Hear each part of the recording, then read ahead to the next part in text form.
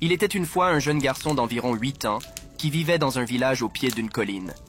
Au sommet de la colline se trouvait un temple où vivaient de nombreux moines. Un jour, il entendit un bruit étrange venant du sommet de la colline. Curieux, il monta la colline et frappa aux immenses portes du temple. Le moine en chef répondit à la porte et demanda ce que le garçon voulait. Cependant, quand le garçon demanda ce que produisait ce son, le moine répondit simplement « Je ne peux pas te le dire, tu n'es pas un moine ».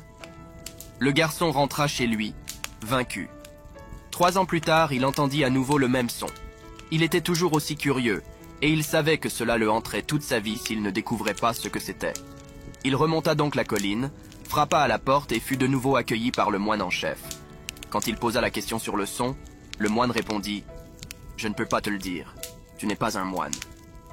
À présent, le garçon était désespéré de découvrir le son. Il demanda « D'accord, comment puis-je devenir moine ?»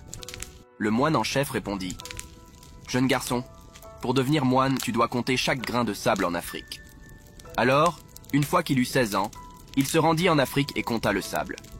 Quand il revint, il avait 34 ans. Il frappa à la porte du temple et le moine en chef lui répondit.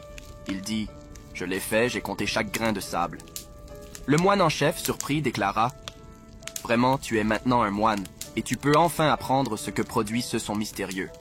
Mais d'abord, tu dois trouver la clé. » L'homme demanda « D'accord, où est-elle » Le moine répondit « Elle est en Afrique. » L'homme soupira, retourna en Afrique et rapporta la clé. Sur le chemin menant à la salle où se trouvaient toutes les réponses à sa question, il y avait 3 feux. Il sauta par-dessus le premier feu, par-dessus le second feu, mais la clé tomba dans le 3e feu. Terrifié, il retourna voir le moine en chef et déclara « Sûrement, pour une porte aussi importante, il doit y avoir une clé de rechange quelque part, n'est-ce pas ?» Le moine répondit « Oui, il y en a une au bureau du shérif en bas de la colline. » L'homme demanda « Pourquoi ne m'as-tu pas dit ça dès le début ?» Le moine dit « Cela fait partie de devenir moine. » Alors l'homme se rendit au bureau du shérif et récupéra la clé. Il sauta par-dessus les feux, déverrouilla la porte, entra dans la salle, et enfin, il obtint la réponse au mystère qu'il avait tenté de résoudre pendant toutes ces années. Il n'arrivait pas à croire ce qu'il voyait de ses propres yeux. Toutes ces années de douleur et de souffrance avaient enfin porté leurs fruits. Vous devez vous demander ce qu'il y avait dans la salle. Eh bien, je ne peux pas vous le dire. Vous n'êtes pas un moine. Prenez soin de vous la famille et gardez le sourire. À très vite.